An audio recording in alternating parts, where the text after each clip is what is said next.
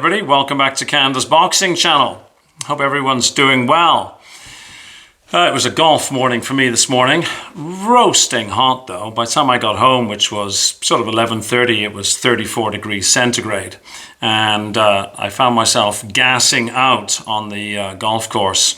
I walked the course and yes, I certainly found myself getting very tired.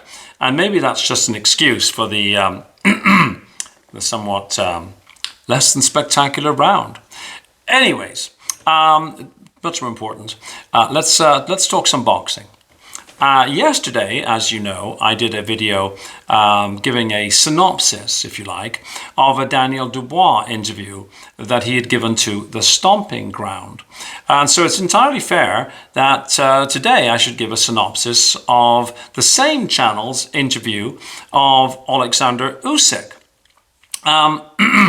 Olexander Usyk, he had a translator with him, so you know there was no language difficulties.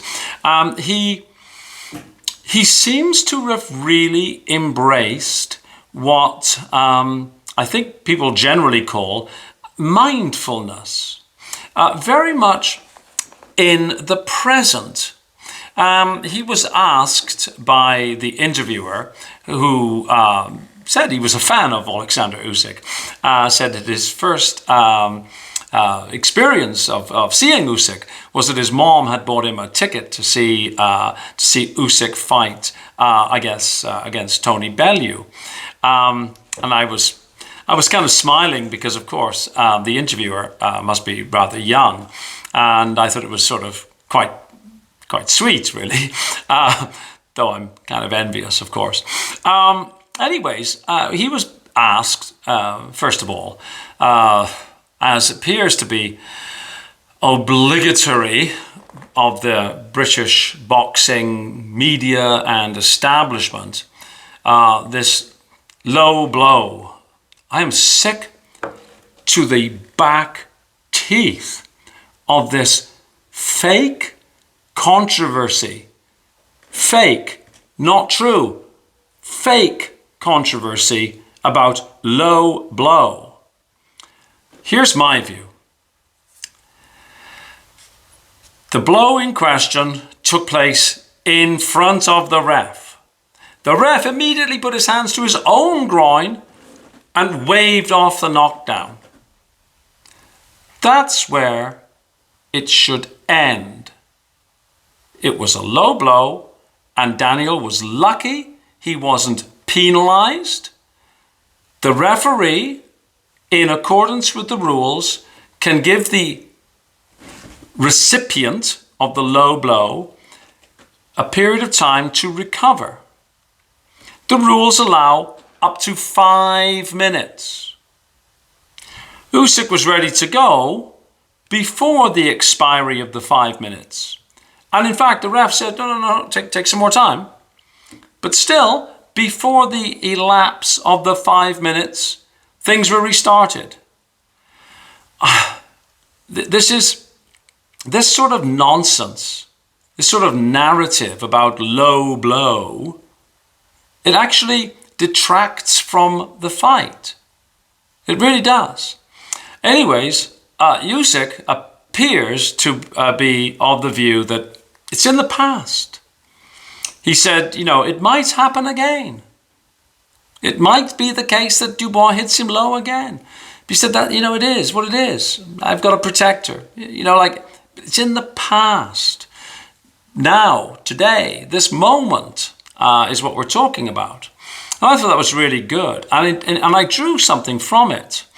I think if any of us dwell in the past, whether an opportunity that we missed, or something that we did, or something that we didn't do, something that happened to us, if you're stuck there, it's really hard to move forward, right? And I think that this might be a little bit of an Achilles heel for Team Dubois, though to be entirely fair, Daniel Dubois himself says he'd like to move on. But this constant living in the past by Frank Warren, Don Charles, the rest of the Team Dubois, and the British boxing media is, hey, from this Canadian's perspective, absolutely like, I'm done with it, right? It's spoiling the build-up. It's not helping the build-up. It's deleterious to the build-up. Anyways, back to Alexander Usyk. So he was asked, what's his plan? How does he plan on beating Daniel Dubois? And he said, through the translator, it will be beautiful. So he's not letting anything, no cats are being let out of the bag. Terrible pun, because of course his nickname is the cat. But he's quietly confident, of course, right? He was asked about, whether Daniel would be better this time. And he stuck to the mindfulness. This is now. This is now. He talked about his training. He said that, sometimes he hates training. And he said that it's all to do with discipline. He doesn't need motivation, it's discipline. And he told a cute story. He said, if I'm running 10 miles, and he said miles, not kilometers, which kind of surprised me. But he said, if I'm running 10 miles and I don't want to run 10 miles, I force myself to run 11 miles. So this is a guy who is very, very disciplined. There's, his discipline outweighs the weight of the silk pajamas to allude to a famous Marvin Hagler comment. He was asked about Tyson Fury 3, and he he actually appeared to be a bit irritated. He said, I don't like Tyson. And I was surprised, because normally he's always been very, funny, right? About, oh, my friend, greedy belly. It's a terrible accent, I'm sorry. But he did say that I don't like Tyson, I'm done. Because apparently Tyson Fury has been either working with or associating with a Russian individual who, Alexander Usyk, and he kept on saying, this is my opinion, like he's a very humble guy. This Russian fellow had been, in some ways, responsible for working with maybe the military, or responsible for the loss of life in the war between Russia and the Ukraine. So you could see that Alexander Usyk was not best pleased about this. And he said, that Tyson's not a poor man. Tyson's a very rich man. This is my interpretation. It was kind of like, I understand if a poor person would work with this Russian, but there's no reason for Tyson to, because Tyson's rich. That's just my interpretation. And I encourage you to watch it, because it wasn't quite clear, where Alexander was going with that. Anyhow, he also pushed back on this trilogy nonsense. God, I say nonsense. I think it might actually come to pass. That Tyson Fury, who lost twice, is now going to be given a third opportunity. And Usyk was saying, you guys are talking about May the 18th? He was poo-pooing it. Because, of course, July the 19th this year, he's got this massive challenge in front of him. And he spoke about Alex Krasiak as well. So this was an interesting thing. I know lots of Usyk fans, like me, have sort of maybe worried that, this relationship with Olexander and Alex Krasiak, if that sort of has broken up, could there be some sort of, lingering effects, right? Like something that's distracting you from the task at hand. And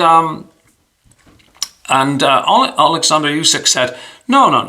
we've ended our relationship with boxing, but I have this business, Usuk 17, and Kasia is helping me with these other areas. So my understanding now of this is that they're still working together in the other business aspects of Usuk's business enterprises, I guess, but that they're not joined at the hip from the boxing perspective. So I took some comfort from that. I think that was about it. I will say it was a respectful interview. So I even put a comment on the Stomping Ground, not that they would see it, they've probably got thousands of comments, that it was nice to see one of these big YouTube channels interviewing Oleksandr Usyk with some respect in their voice. Because I am seeing some other really disrespectful kinds of noises being made towards a great fighter who happens to be a guest in the country. And that just rubs me the wrong way. And it would rub me the wrong way if honestly, if the shoe was on the other foot and Daniel Dubois was coming over to, some other part of the world and was being treated disrespectfully. I think it's completely unnecessary. And to treat former undisputed cruiserweight and undisputed heavyweight in a way that's anything less than with maximum respect, I think actually says a lot about the people saying it and writing it rather than it does about the person to whom they are being disrespectful. And to me, it actually, if you're serious and you're treating a worldwide esteemed sports person like this when he visits Britain, honestly, the message is this is not a country that's going to treat any foreigners very well. And you know what? That might sound like an overstatement, but I think that the way that the British boxing media and establishment is behaving is actually, it says something not just about them, but maybe about overall British attitudes. I wasn't impressed. And I've swapped messages with some other YouTube creators as well who from the UK who feel similarly as well. I think this is actually a bad look, to be perfectly honest, and it's entirely unnecessary. That's all I've got for the moment. Please like, please share, please subscribe. Most importantly, let me know what you think in the comments section. About this interview, about Usyk, any more thoughts you've got, and let me know about whether or not you agree with me that this low blow thing, whether it was low or not, is just let it go. I'm sick of hearing about it. Hopefully you agree with me, but if you don't, you can say that I'm out to lunch on it. That's also fine. Alrighty, that's all I've got for the moment. Thanks for watching, and wherever you are, have a fabulous day. Bye-bye.